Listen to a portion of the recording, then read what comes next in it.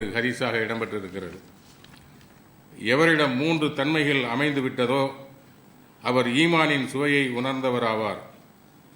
அல்லாஹுவும் அவனுடைய தூதரும் ஒருவருக்கு மற்ற அனைத்தையும் விட நேசத்திற்குரியவராவது. இரண்டாவது, ஒருவரை மற்றொருவர் அல்லாஹ்வுக்காக நேசிப்பது. 3, நெருப்பில் வீசப்படுவதை வெறுப்பது போல் இறை மறுப்புக்கு மாறுவதை வெறுப்பது என்பது அல்லாஹ்வுடைய தூதர் அறிவித்தது. புகாரியிலே 16வது ஹதீஸாக இடம்பெற்றிருக்கிறது. அந்த மாணவியினுடைய வாழ்க்கை வரலாறு பிறப்பு முதல் இறப்பு வரை என்ற தலைப்பிலே இங்கே ஒவ்வொரு நாளும் தொடர் சொற்பொழிவாக நடத்தி கொண்டிருக்கிறோம்.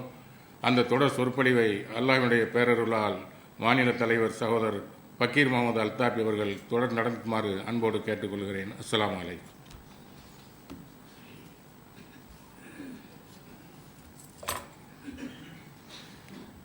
السلام عليكم ورحمة الله وبركاته.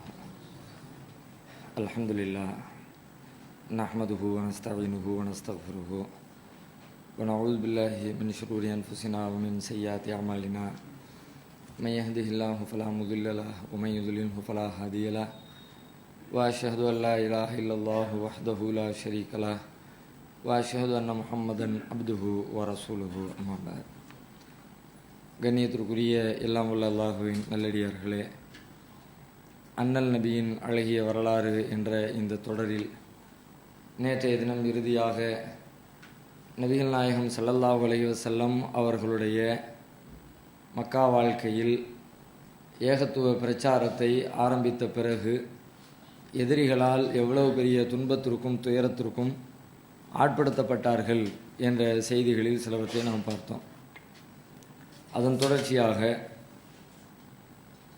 சிரமப்பட்டு கொண்டிருக்கிற இந்த சிரமங்களில் இருந்து முஸ்லீம்களை விடுவிக்க வேண்டும் என்பதற்காக அல்லாஹ் ஒரு உபாயத்தை நபிகளாருக்கு கற்றுத்தருகிறான்.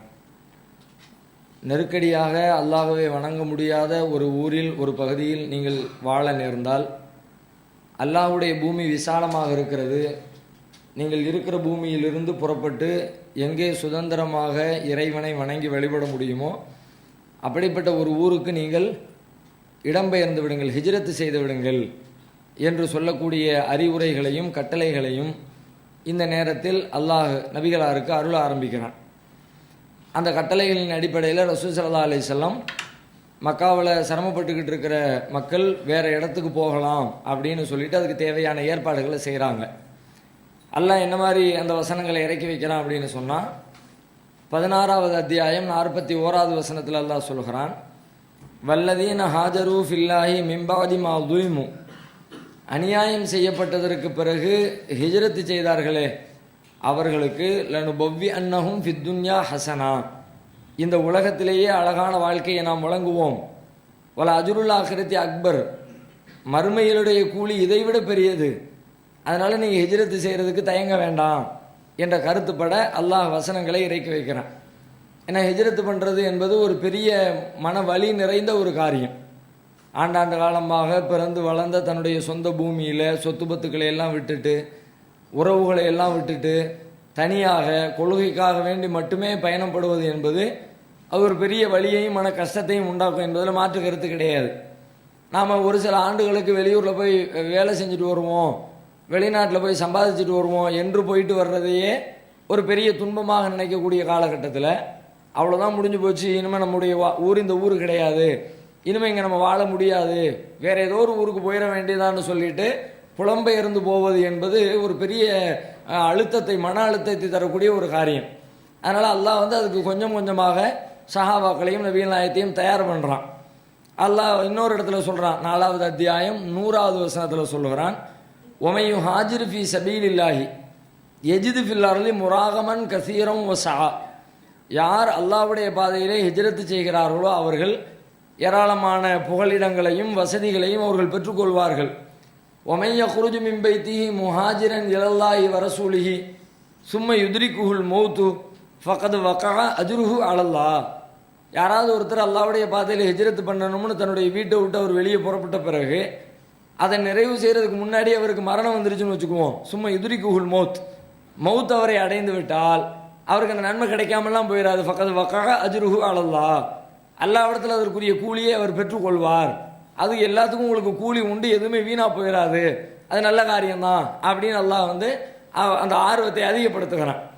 அடுத்து இன்னொரு வசனத்தில் சொல்லுகிறான், 4வது அத்தியாயம் 97வது வசனத்தில், இன்னல்லதீன தவஃபாஹுமுல் மலாயிகத்து லாலிமி அம்புசிஹிம், தங்களுக்கு தாங்களே தீங்கிழைத்து கொண்டவர்களுடைய உயிர்களை மலக்குமார்கள் கைப்பற்றுகிற நேரத்தில், அநியாயம் செஞ்சவங்களுடைய உயிரை கைப்பற்றும் பொழுது, காலு ஃபீம குந்தும், மலக்குமார்கள் கேட்பாங்களா, நீங்கள் எங்கே இருந்தீங்க, இவ்வளவு பாவங்களோடு வர்றீங்களே, என்ன செய்தி, எங்கே இருந்தீங்க நீங்கள் என்று கேட்பாங்களாம்.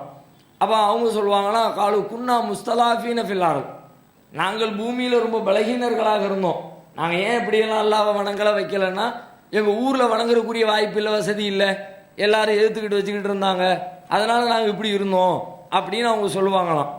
உடனே அதுக்கு அவங்க பதிலுக்கு மலக்குமார்கள் கேட்குறாங்க, அலம் தக்குன் அருதுல்லாஹி வாசியா, அல்லாஹ்வுடைய பூமி விசாலமானது இல்லையா, ஃபத்து ஹாஜிரு ஃபீஹா, அதில் நீங்கள் ஹிஜ்ரத்து செஞ்சுருக்க வேண்டாமா, உங்கள் ஊரில் உங்களால் அல்லாஹ்வை வணங்க முடியலை, ஏகத்துவத்தின்படி வாழ முடியலைன்னா எங்கே வாழ முடியுது அதை நோக்கி போக வேண்டியதானே, இங்கே தான் வாழணும்னு இந்த கட்டாயமாக இருக்கிறது. ஒரு ஊரில் பிறந்துட்டோன்றதுக்காக வேண்டி அல்லாஹ்வை வணங்காமல் கொள்ளாமல் அதே ஊர் பற்றில் உட்காந்துக்கிட்டே இருக்க முடியுமா? அல்லாஹ்வுடைய பூமி எவ்வளோ பெருசாக இருக்குது, விசாலமாக இருக்குது, நீங்கள் போக வேண்டியதானே. நமக்கும் இது பொருந்தக்கூடிய ஒரு முக்கியமான ஒரு வசனம். இப்போ நம்மளையும் சில பேர் அது மாதிரியெல்லாம் சொல்லக்கூடியதை கேள்விப்படுறோம், ஏங்க இப்படி இருக்கிறீங்க, என்ன பண்ணுறது, ஊருக்குள்ளே எல்லாரும் அப்படி தான் இருக்கிறாங்க, நம்ம மட்டும் இப்படி பண்ணால் சும்மா விட மாட்டாங்க, ஊர் விலைக்கு வச்சுருவாங்க, நம்மளை வந்து அடிச்சு போடுவாங்க, பேசி போடுவாங்க என்றெல்லாம் பேசிக்கொண்டு அவங்க வந்து ஒரு சரியான மார்க்கத்தை கடைபிடிக்கிறதுல பின்னங்கிய மக்களாக சில பேர் இருக்கிறத பார்க்குறோம். அவங்க மரண நேரத்தில் அவங்களுக்கு எப்படிப்பட்ட ஒரு நிகழ்வு ஏற்படுங்கிறத யோசித்து பார்க்கணும். மலக்குமார்கள் இப்படிலாம் வந்து கேட்க போகிறாங்க, ஏன் இப்படி இருந்த, அல்லாஹ் ஏன் சரியாக வணங்கலை அப்படின்னு கேட்கும் பொழுது என்ன பண்ணுறதுன்னு கையை விரிப்போம், மலக்குகளே பதில் சொல்லிடுவாங்க, அல்லாஹ்வுடைய பூமி எவ்வளோ விசாலமாக இருக்குது, நீ ஹிஜ்ரத்து செய்யாமல் உட்கார்ந்துக்கிட்டு நீ பதில் சொல்லிக்கிட்டு இருக்கிறியா அப்படிங்கிற மாதிரி ஒரு சூழலை நாம் சந்தித்து விடக்கூடாது. இது அல்லாஹ் ரப்பல் ஆலமீன் இந்த மாதிரி வசனங்களை இறக்கி வைக்கிறான். அப்போ ரசூல் ஸல்லல்லாஹு அலைஹி வஸல்லம் மாற்று உபாயத்தை கண்டு அடைகிற வகையில் சிரமப்படக்கூடிய தோழர்களை எல்லாம் வந்து அங்கே இருந்து நீங்கள் வெளியே கிளம்பிடுங்க, ஹிஜ்ரத்து பண்ணுங்க, எங்கே ஹிஜ்ரத்து பண்ணுங்க, அபிசீனியாவுக்கு ஹிஜ்ரத்து பண்ணிடுங்க, ஹபாஷா என்று சொல்லப்படுகிற அபிசீனியாவுக்கு ஹிஜ்ரத்து பண்ணிடுங்க அப்படின்னு சில சஹாபாக்கள் ரசூல் ஸல்லல்லாஹு அலைஹி வஸல்லம் அவங்களுடைய நபித்துவத்தினுடைய 4வது ஆண்டின் கடைசியில் 5ஆம் ஆண்டின் துவக்கத்தில் இந்த பயணத்தை ரசூலுல்லாஹ் ஆரம்பிச்சு வைக்கிறாங்க. கற்புள்ள பெண்களின் மீது எங்களுக்கு தொழுகையை, ஜக்காத்தை, நோன்பை அவர் ஏவினார், இப்படி ஒரு பெரிய பட்டியலை போடுறார். இஸ்லாத்தை பற்றி இஸ்லாத்தில் சொல்லப்பட்ட முக்கியமான அம்சங்களை எல்லாத்தையுமே அந்த உரையில் ஜாஃபர் பின் அபி தாலிப் சொல்லி முடிக்கிறார்கள். சொல்லிட்டு சொல்றாங்க, ஃபஸத்தக்னா, அவரை நாங்கள் உண்மைப்படுத்தினோம், வ ஆமன்னா பிஹி, அவரை நாங்கள் நம்பினோம், வத்தபஅனாஹு அலா மா ஜாபிஹி, அவரை பின்பற்றினோம், அவர் கொண்டு வந்த கருத்துக்களை நாங்கள் பின்பற்றினோம், ஃபஅபதனல்லாஹ வஹ்தா, அல்லாஹ்வை மட்டுமே நாங்கள் வணங்க ஆரம்பித்தோம், ஃபலம் நுஷ்ரிக் பிஹி ஷைஆ, அவனுக்கு எதையும் இணைகற்பிக்க மாட்டோம் என்று முடிவெடுத்தோம், வ ஹர்ரம்னா மா ஹர்ரம அலைனா, எங்களுக்கு தடுக்கப்பட்டதை நாங்கள் விலக்கிக் கொண்டோம், வ ஹலல்னா மா ஹல்லலனா, எங்களுக்கு அனுமதிக்கப்பட்டதை நாங்கள் ஏற்றுக்கொண்டோம், ஃபஅதா அலைனா கௌமுனா ஃபஅஸபூனா வ ஃபதனூனா அன் தீனினா லியருத்தூனா இலா இபாதத்தில் அவ்சானி மின் இபாதத்தில்லாஹ். இப்படிப்பட்ட நேரத்தில் எங்களுடைய கூட்டத்தார் எங்களுக்கு நோவினை தருகிறார்கள், எங்களை சிரமப்படுத்துகிறார்கள், எங்களுடைய தீனை விட்டு எங்களை குழப்பி அல்லாஹ்வை வணங்குவதை விட்டுவிட்டு சிலைகளை வணங்குவதின்பால் எங்களை திருப்புவதற்காக எங்களிடத்திலே பிரச்சனை செய்கிறார்கள்.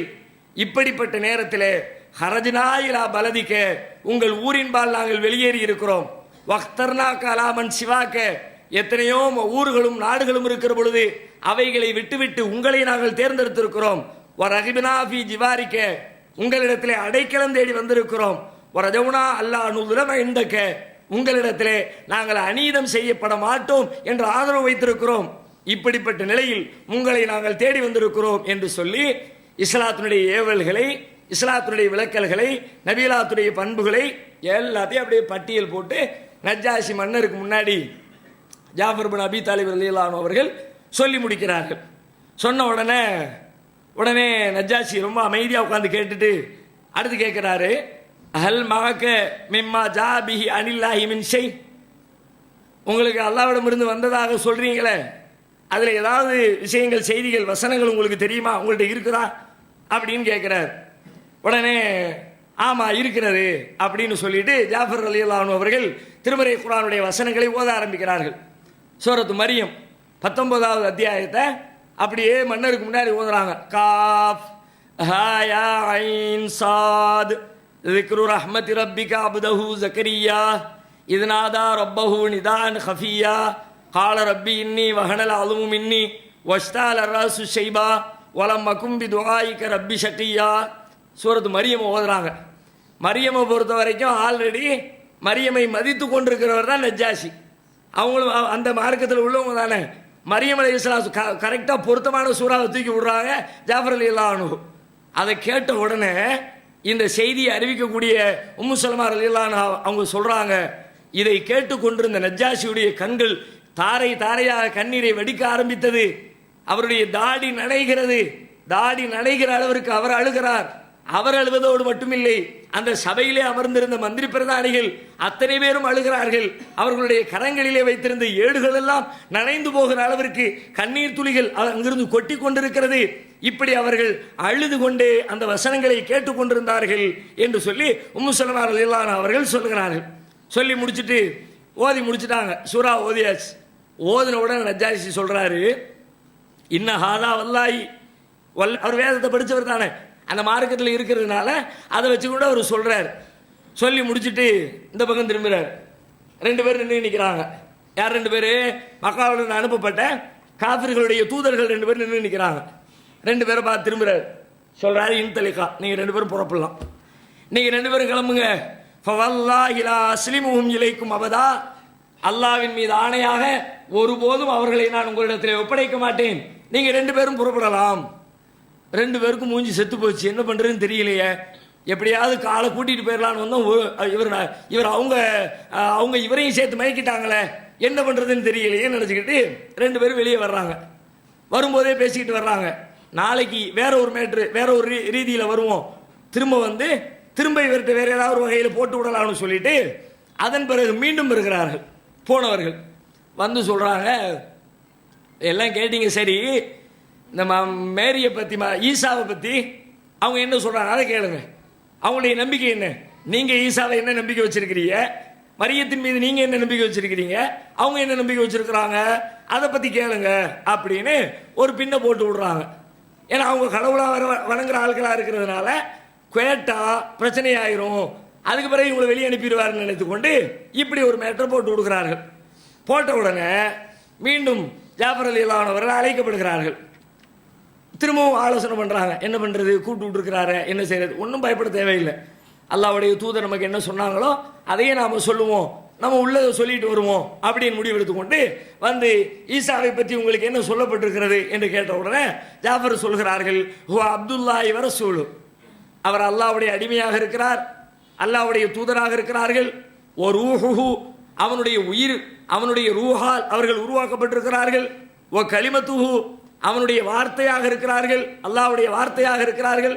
அல்காஹா இலா மரியம் அல் அதராயில் பத்தூல், கன்னி பெண்ணான மரியம் அலைஹிஸ்ஸலாத்தின் மீது அந்த வார்த்தைகளை அல்லாஹ் போட்டான், அதன் வழியாக ஈசா அவர்கள் பிறப்பெடுத்திருக்கிறார்கள் அப்படின்னு சொல்லிட்டு ஈசா நபியை பற்றிய செய்தியை ஜாஃபர் ரலியல்லாஹு அன்ஹு சொல்றாங்க.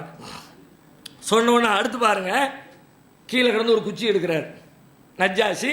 கீழே கிடந்து ஒரு சின்ன குச்சி எடுக்கிறார். குச்சி எடுத்து மக்கள்கிட்ட காட்டிட்டு சொல்றாரு, மா அதா ஈசபுனு மரியம மா குல்த ஹாதல் ஊத, இதோ இந்த குச்சி இருக்கிறதே, இந்த குச்சியின் அளவை விட கொஞ்சம் எதையும் நீங்கள் கூட்டவில்லை, குச்சியின் அளவு கூட கூட்டவில்லை. ஈசபுனு மரியம் என்ன சொன்னாரோ அதைத்தான் நீங்க சொல்லியிருக்கீங்க.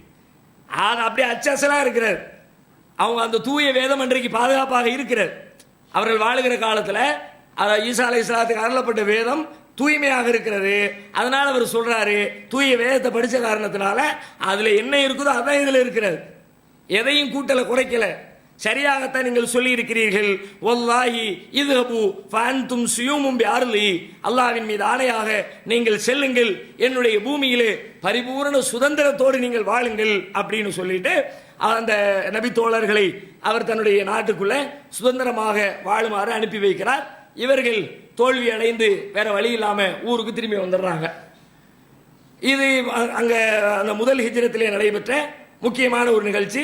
இந்த செய்தியை உம்மு சலமா ரலியல்லாஹு அன்ஹா அவர்கள் அறிவிக்கிறார்கள். அஹ்மதுல 1649வது ஹதீஸாக இந்த செய்தி பதிவு செய்யப்பட்டிருக்கிறது. இதில் கூடுதலாக நாம் தெரிந்து கொள்ள வேண்டிய செய்தி என்னன்னு கேட்டால், இந்த முதல் ஹிஜ்ரத்திற்கு ரசூலுல்லாஹ் ரொம்ப முக்கியத்துவம் கொடுத்துருக்குறாங்க.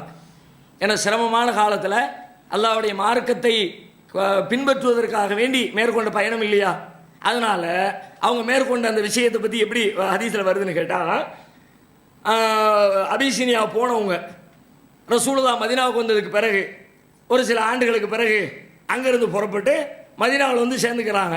ஏன்னா மதீனாவில் ஒரு கவர்மெண்ட் வந்துருச்சு, ரசூலுல்லாஹ் தலைமையில் ஒரு இஸ்லாமிய ஆட்சி அமைஞ்சிருச்சு, இவங்க ஒரு அந்நிய நாட்டில் இருக்க வேண்டிய அவசியம் கிடையாது.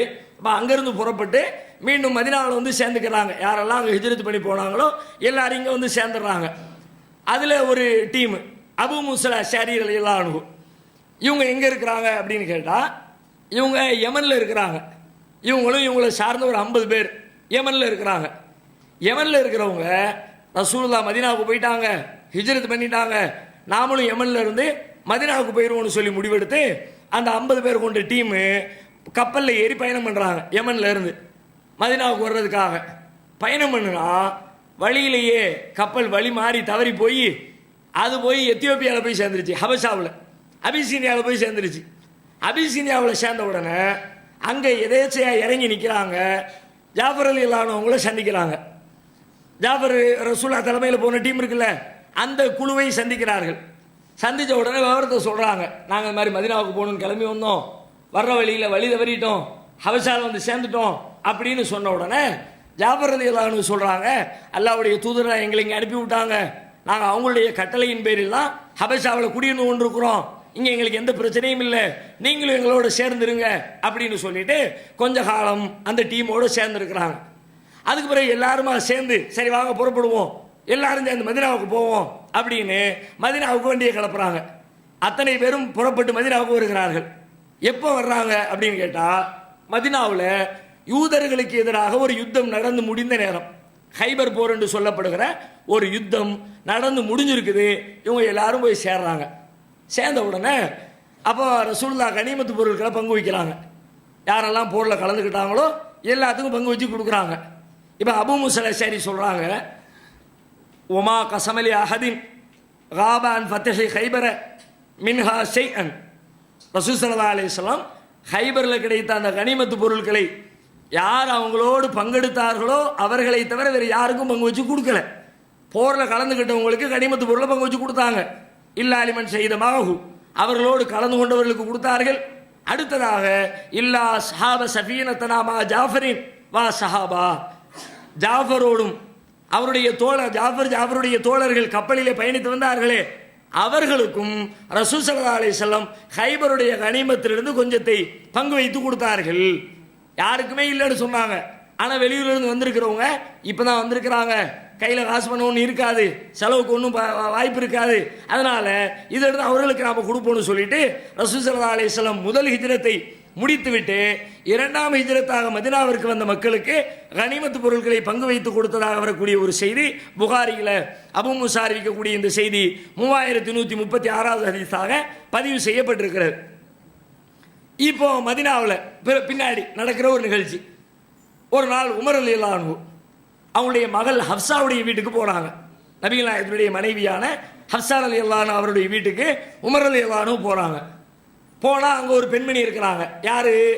அஸ்மா பின்த் உமைஸ் என்று சொல்லப்படுகிற அந்த கப்பலிலே பயணம் செய்து ஹிஜ்ரத்து செய்து வந்த ஒரு பெண் இருக்கிறாங்க. இப்போ உமர் ரலியல்லாஹு அன்ஹு கேட்குறாங்க, யார் இவங்க? உடனே ஹப்சா சொல்கிறாங்க, இவங்க தான் அஸ்மா பின்த் உமைஸ். அப்படியா? இந்த கப்பலில் பயணம் பண்ணி வந்தாங்களே, ஹிஜ்ரத் பண்ணி வந்தாங்களே அவங்களா? ஆமாம் அவங்க தான். உடனே உமர் ரலியல்லாஹு அன்ஹு சொல்கிறாங்க, உங்களை விட ஹிஜ்ரத்திலே நாங்கள் முந்தி விட்டோம், நீங்கள் இப்போ தான் வந்து சேர்ந்துருக்கிறீங்க, நாங்கள் ரசூலுல்லாஹ் கூட ஆரம்பத்திலே மதீனாவுக்கு ஹிஜ்ரத்து செஞ்சு முந்தி வந்துட்டோம், எனவே உங்களை விட நபிகளாரிடத்திலே நெருக்கம் பாராட்டுவதில் நாங்கள் தான் அதிகம் தகுதி வாய்ந்தவர்கள் அப்படின்னு உமர் ரலியல்லாஹு அன்ஹு சொல்கிறாங்க. சொன்னால் அஸ்மா அவங்களுக்கு கடுமையான கோபம் வருது. எங்களுடைய தியாகத்தை, எங்களுடைய கஷ்டத்தை நீங்கள் குறைச்சி மதிப்பிடுறீங்களா? நாங்கள் எவ்வளோ சிரமப்பட்டோம் தெரியுமா? எங்களுடைய சொந்த ஊர்லேயே நாங்கள் இருந்தோம், வெளியூரில் போய் இருந்து கொண்டு உதவிக்கு ஆள் இல்லாமல் அவ்வளவு சிரமப்பட்ட எங்களை ரொம்ப நீங்கள் அற்பமாக பேசுகிறீங்களே, நான் ரசூலுல்லாஹ்ட்ட போகிறேன், நீங்கள் செஞ்ச இந்த விஷயத்தை நான் சொல்லுவேன், அல்லாஹ்வுடைய தூதர்கிட்ட கம்ப்ளைண்ட் பண்ணுவேன், இதுக்கு என்னன்னு கேட்காத வரைக்கும் நான் நிம்மதியாக இருக்க மாட்டேன்னு சொல்லிட்டு நேராக ரசூலுல்லாஹ்ட்ட வர்றாங்க. வந்து ரசூல் ஸல்லல்லாஹு அலைஹி வஸல்லம் சொல்கிறாங்க விவரத்தை, அல்லாஹ்வுடைய தூதரே உமர் இப்படி சொல்கிறாரு, எங்களை விட அவர்தான் தகுதியானவர், உங்களுடைய நெருக்கத்துக்கு அதிகம் தகுதி வாய்ந்தவர்கள் அவர்கள் என்று சொல்லுகிறார், இதற்கு நீங்கள் என்ன சொல்கிறீர்கள் அப்படின்னு.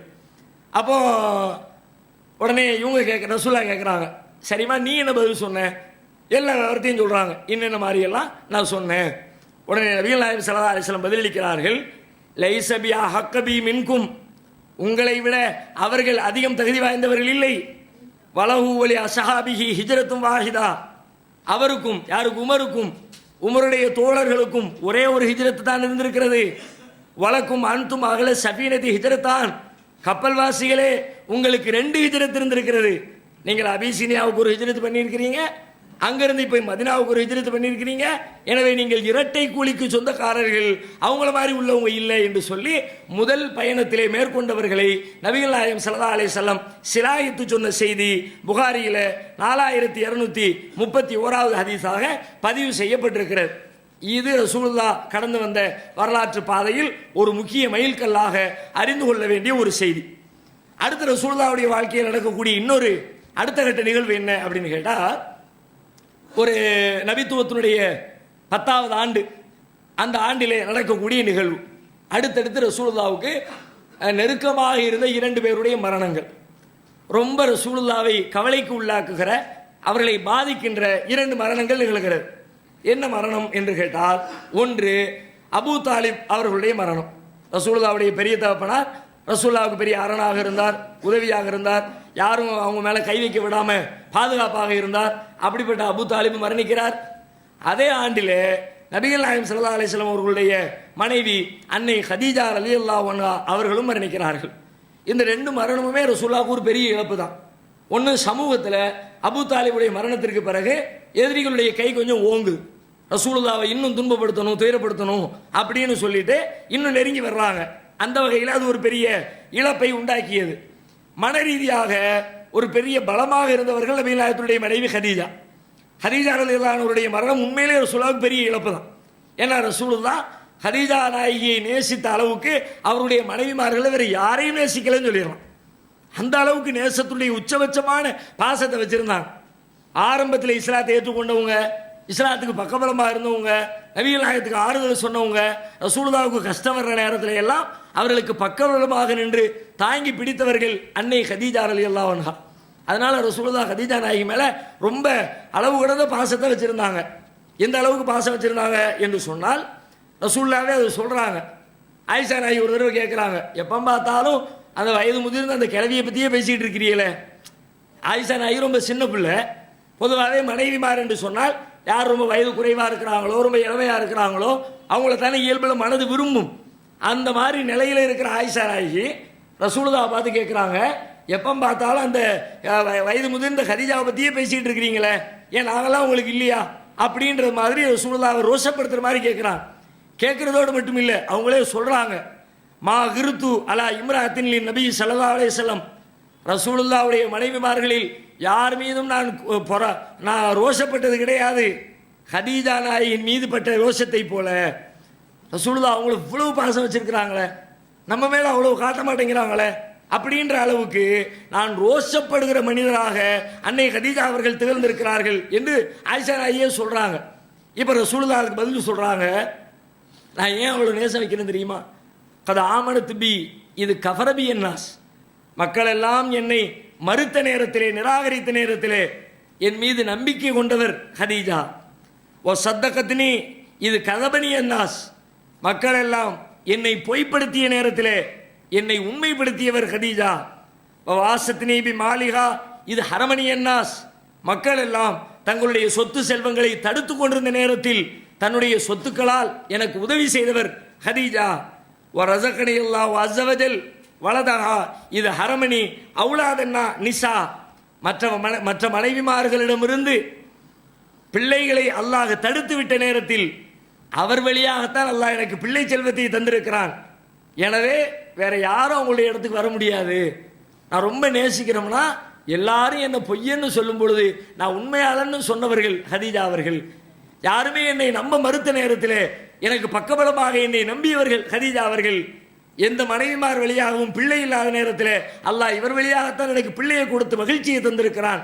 ஆகையினால அவங்களுடைய இடத்தை வேற யாருக்கும் பங்கு வச்சு கொடுக்க முடியாது என்கிற அளவிற்கு நபிகள் நாயகம் ஸல்லல்லாஹு அலைஹி வஸல்லம் பாசம் வைத்த மனைவி கதீஜா. இந்த செய்தி அஹ்மதுல 23,719 ஹதீஸாக பதிவு செய்யப்பட்டிருக்கிறதை பார்க்கிறோம். இன்னும் சொல்ல போனால் ஹதீஜா நாயகிக்கு அல்லாவும் முக்கியத்துவம் கொடுக்குறான்.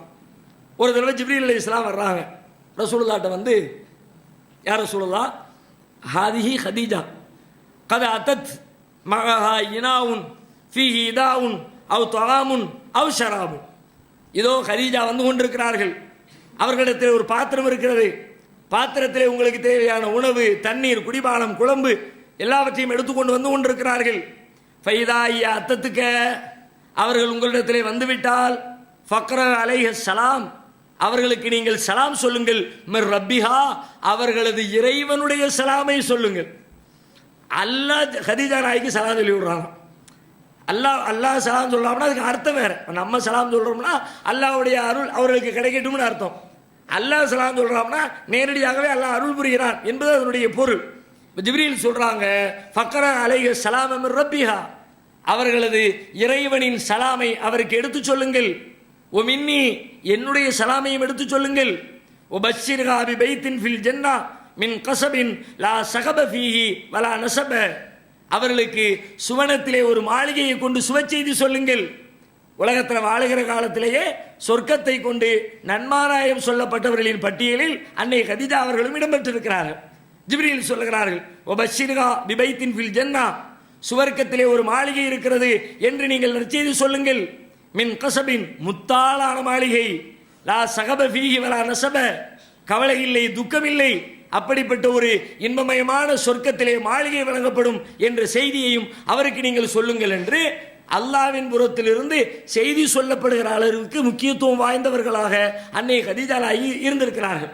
அப்படிப்பட்ட கதீஜா நாயகியுடைய மரணம் உண்மையிலே நபிகளாருக்கு ஒரு பெரிய இழப்பாக இருந்தது. வரலாற்றிலே எப்படி எழுதுகிறார்கள் என்றால், இந்த அன்னை கதீஜா அவர்களுடைய மரணமும் அபூ தாலிப் அவர்களுடைய மரணமும் நிகழ்ந்த ஆண்டை ஆமுல் ஹுஸ்ன், கவலை ஆண்டு என்று வரலாற்று ஆசிரியர்கள் குறிப்பிட்டு வைத்திருக்கிறார்கள். கதீஜா நாயகி மரணிச்சிட்டாங்க. அதுக்கு பிறகு ரசூல் ஸல்லல்லாஹு அலைஹி வஸல்லம் வேறு பல திருமணங்களை செய்கிறார்கள். அது வரைக்கும் ரசூலுல்லாஹ் வேற யாரையும் திருமணம் செய்யல. நபிகள் நாயகம் இந்த இடத்துல ரசூலுல்லாஹ்வுடைய திருமணம் குறித்து நாம் சில விஷயங்களை தெரிஞ்சுக்கணும். ரசூலுல்லாஹ்வுடைய வாழ்க்கையில் 11 பேரை நபிகள் நாயகம் மணந்திருந்தார்கள். நபிகளாருக்கு மொத்தம் 11 மனைவியர்கள் இருந்திருக்கிறார்கள். வேற மூமின்களுக்கு அனுமதி கிடையாது. ரசூலுல்லாஹ்வுக்கு மட்டும் பிரத்யேகமாக வழங்கப்பட்ட ஒரு தனிப்பட்ட அனுமதி 11 மனைவியர்களை. இந்த 11 மனைவியர்களில் நபிகள் நாயகம் அவர்கள் கதீஜா நாயகி உயிரோடு இருக்கிற காலம் வரைக்கும் அவர்களோடு மட்டும்தான் வாழ்க்கை நடத்தியிருக்கிறார்கள். அவர்கள் மரணித்த பிறகுதான் அடுத்த திருமணங்களை நபி ஸல்லல்லாஹு அலைஹி வஸல்லம் அவர்கள் செய்ய ஆரம்பித்திருக்கிறார்கள்.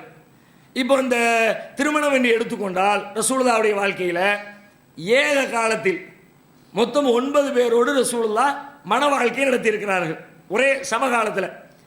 ஏன்னா ரசூலுல்லாஹ் உயிரோடு இருக்கிற நேரத்தில் கதீஜா நாயகி இறந்துட்டாங்க. அதே போல ஜெய்னப் பின்த் ஹுசைமா என்ற அந்த மனைவியும் இறந்து விட்டார்கள். இந்த 2 பேரும் இறந்துட்ட காரணத்தினால ஏக காலத்தில் நபிகள் நாயகம் ஸல்லல்லாஹு அலைஹி வஸல்லம் மொத்தம் 11 மனைவியர்களோடு 9 மனைவியர்களோடு வாழ்க்கையில் இல்லறத்தில் ஈடுபட்டிருக்கிறார்கள் என்ற செய்தியை நாம் அறிந்து கொள்ள முடிகிறது. இதில் ரசூலுல்லாஹ்வுடைய திருமணத்தை எதிரிகள் எப்படி பார்க்குறாங்கன்னா, ஒரு கொச்சையாக உடல் தேவைக்காக வேண்டி எந்த அளவுக்கு முகமது செய்திருக்கிறார் பாருங்க அப்படிங்கிறது மாதிரி ஒரு காம இச்சைக்காக வேண்டி திருமணம் முடித்து கொண்டதை போல ரசூலுல்லாஹ்வுடைய திருமணத்தை கொச்சைப்படுத்துகிறார்கள். ஆனால் ரசூலுல்லாஹ்வுடைய திருமணத்தை ஆராய்ந்து பார்க்கிற யாராலும் அப்படி ஒரு குற்றச்சாட்டை சொல்லவே முடியாது. ரசூலுல்லாஹ் தன்னுடைய உடல் தேவைக்காக வேண்டி தான் திருமணம் செஞ்சாங்க சொல்லவே முடியாது. ஏன்னு கேட்டால், உடல் தேவைக்காக வேண்டி ஒரு மனிதன் திருமணம் செய்வதாக இருந்தால் உடல் எப்பொழுது தேவைப்படுகிற பருவமோ அந்த பருவத்தில் திருமணம் செய்திருக்க வேண்டும். அந்த பருவம் எப்படிப்பட்ட பருவம்? கதீஜா நாயகியோட குடும்பம் நடத்தின பருவம். சிறு வயது 25 வயசுலேருந்து 50 வயசு வரைக்கும் குடும்பம் நடத்தினாங்கல்ல, ஏறத்தாழ 25 வருஷம் குடும்பம் நடத்தியிருக்கிறாங்களே. இந்த பருவம் தான் ஒரு மனிதனுடைய உடலிலே உடல் தேவைகள் அதிகம் இருக்கிற ஒரு பருவம். அப்படிப்பட்ட பருவத்திலே ஒரே மனைவியோடு வாழ்க்கையை நடத்திய நபிகள் நாயகம் அவர்கள் அதற்கு பிறகுதான் வேறு மனைவியர்களை திருமணம் செய்கிறார்கள் என்றால் 50 வயசுக்கு மேலே செய்யக்கூடிய திருமணத்தை உடல் தேவைன்னு எப்படி சொல்ல முடியும்? சொல்வதற்கு நியாயமே கிடையாது. ரெண்டாவது, ரசூல் ஸல்லல்லாஹு அலைஹி வஸல்லம் ஒவ்வொரு திருமணத்தையும் எடுத்து பாருங்க, அதன் பின்னணியில் ஏதோ ஒரு நியாயமான காரணங்கள் இருப்பதை நாம் அறிந்து கொள்ள முடியும். ஒன்னொன்றுக்கும் ஒரு காரணங்கள் இருக்கிறது. அன்னை உடல் தேவைக்காக வேண்டி என்ற ரீதியில் எந்த திருமணத்தையும் சொல்ல முடியாது. அவங்க திருமணம் செஞ்சதில் ஒரே ஒரு பெண் மட்டும்தான் கன்னிப்பெண். திருமணம் ஆகாத மணமுடிக்காத புது பெண்ணை ரசூலுல்லாஹ் திருமணம் செய்தார்கள் என்றால் ஆயிஷா ரலியல்லாஹு அன்ஹா அவர்கள் மட்டும்தான் நபிகளாரால் அப்படி மணமுடிக்கப்பட்டிருக்கிறார்கள்.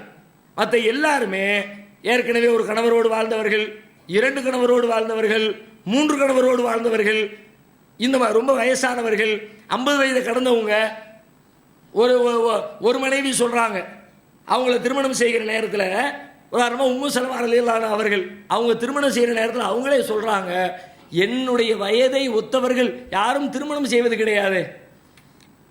திருமணம் செய்யப்படுகிற மனைவியே சொல்றாங்க, என் வயதை ஒத்த யாரும் திருமணம் செய்யக்கூடியவர்களாக இல்லையே.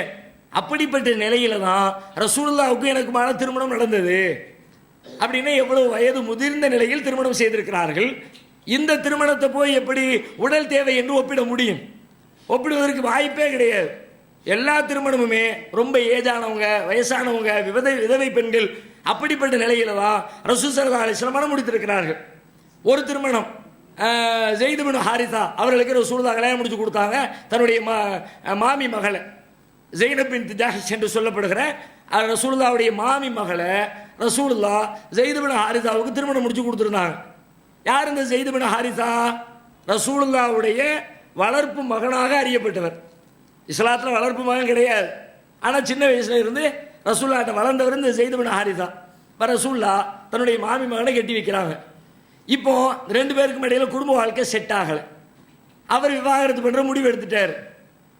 விவாகரத்து பண்ண முடிவெடுத்த பிறகு ரசூலுல்லாஹ் சொல்றாங்க, ஏன்பா விவாகரத்து பண்ற, சேர்ந்து வாழ, அம்சிக்க அலைக்க ஜௌஜக்க, அந்த மனைவியோடு சேர்ந்துனே, ஒத்தக்கில்லாக அல்லாஹ் பயந்துக்கைய, அப்படியெல்லாம் அந்த ஸைதுக்கு ரசூலுல்லாஹ் அறிவுரை சொல்றாங்க.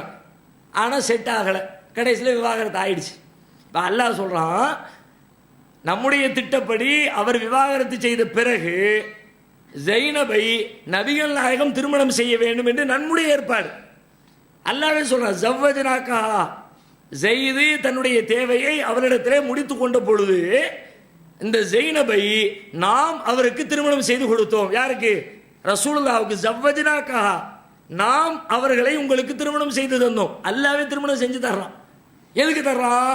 சமூகத்தில் இருக்கிற ஒரு தப்பான எண்ணத்தை உடைப்பதற்காக இந்த வேலையை செய்யறான். என்ன தப்பான எண்ணம் என்று கேட்டால், வளர்ப்பு மகன் சொந்த மகனை போல கருதப்படுகிறார். இஸ்லாத்தில் வளர்ப்பு மகன் என்பதே கிடையாது. சொந்த மகன் தான். நீங்க பெத்தெடுத்த புள்ள தான் உங்க புள்ள, வேற யாரோ பெத்தெடுத்த புள்ள உங்களுடைய பிள்ளையாக ஆக மாட்டார்கள் என்பதை உலகத்துக்கு காட்டணும். எப்படி காட்டுறது?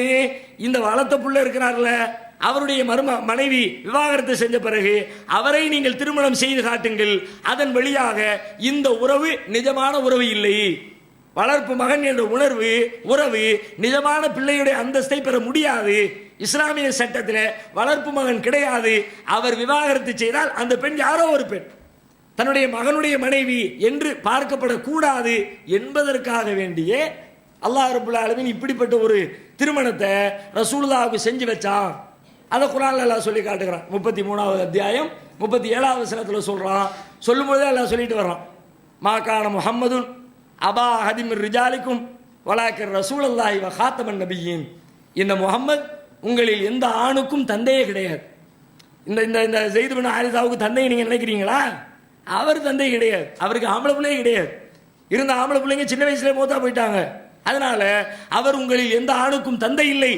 இதை உலகத்திற்கு சொல்ல வேண்டும் என்றால் அவரால் விவாகரத்து செய்யப்பட்ட பெண்ணை இவர் திருமணம் செய்து கொள்வதன் வழியாகத்தான் தெளிவாக உலகத்திற்கு சொல்ல முடியும் என்று அல்லாஹ் இந்த ஏற்பாட்டை செய்திருப்பதை பார்க்க முடிகிறது.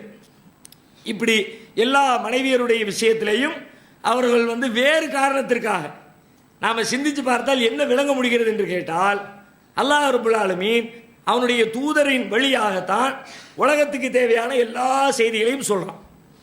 இப்போ ரசூலுல்லாஹ் வெளி உலகத்தில் எத்தனையோ காரியங்களை செய்கிறாங்க, எக்கச்சக்கமான சஹாபாக்கள் பார்க்குறாங்க, அதை மற்றவங்களுக்கு சொல்கிறாங்க. ரசூல்லா ஒது செய்கிறாங்க. எப்படி ஒது செஞ்சாங்க? நூற்றுக்கணக்கான சஹாபாக்கள் அறிவிக்கிறாங்க. ரசூலுல்லாஹ் தொழுதாங்க. எப்படி தொழுதாங்க?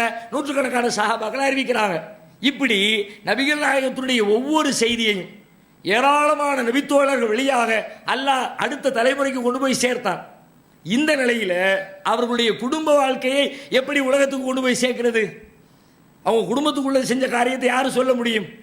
வீட்டுக்குள்ள தூங்குனது, வீட்டுக்குள்ள சாப்பிட்டது, வீட்டுக்குள்ள மனதில் கழிச்சது, வீட்டுக்குள்ள செய்யக்கூடிய காரியங்கள் இருக்கிறது. இந்த செய்திகள் உலகத்திற்கு பாடமாக போக வேண்டும் என்றால் மனைவியர்கள் வழியாக தான் போக முடியும். அப்போ ஒரு மனைவி மட்டுமே இருந்தாங்கன்னா பாதியை சொல்லுவாங்க, பாதியை மறந்துடுவாங்க. ஒன்று சரியாக சொல்லுவாங்க, ஒன்று தப்பாக சொல்லிடுவாங்க. இந்த விஷயத்தை எல்லாம் சரி செய்வதற்காகத்தான் அல்லாஹ் ரப்புல் ஆலமீன் நபிகள் நாயகத்திற்கு பிரத்யேகமாக கூடுதலாக சில மனைவிமார்களை அனுமதித்து அவர்கள் வழியாக உம்மு சலமா சிலர் சொல்றாங்க, உம்மு ஹபீபா சிலர் சொல்றாங்க, சவுதா சிலர் சொல்றாங்க, மைமூனா சிலர் சொல்றாங்க, ஐஷா நாயகி சிலர் சொல்றாங்க. இப்படி நபி மூமின்களுடைய தாய்மார்கள் ஒவ்வொருவரும் ஒவ்வொரு செய்தியை உலகத்திற்கு சொல்ல வைத்து நபிகள் நாயகத்தினுடைய குடும்பத்திலே நடந்த, வீட்டிலே நடந்த நிகழ்வுகளை அல்லாஹ் உலகத்துக்கு கொண்டு வந்து சேர்க்கிறதுக்கு தான் நபிகளாருக்கு இப்படி கூடுதலான மனைவியர்களை அங்கீகரித்திருக்கிறான், அனுமதித்திருக்கிறான் என்பதை நாம புரிந்து கொள்ள வேண்டும். ரசூலுல்லாஹ்வுடைய திருமணம் குறித்த செய்திகள். அடுத்த ரசூலுல்லாஹ்வுடைய வாழ்க்கையில மிக மிக முக்கியத்துவம் வாய்ந்த ஒரு நிகழ்வு இந்த மக்கா வாழ்க்கையில் நடக்கிறது. அந்த நிகழ்வை பற்றி அல்லாஹ் சொல்லும்போது பீடிகையா அல்லாஹ் சொல்றான், ஒமா ஜஅல்னா ருயல்லதி, நாம் உமக்கு காட்டிய அந்த காட்சி, அந்த நிகழ்ச்சி ஃபித்னத்தல் லின்னாஸ், மனிதர்களுக்கு ஒரு சோதனையான ஒரு நிகழ்ச்சி அப்படின்னு அல்லாஹ்வால் அடைமொழி கொடுக்கப்பட்டு நடந்தேறிய ஒரு நிகழ்வு நபிகளாருடைய வாழ்க்கையில முக்கியமான ஒரு நிகழ்வு.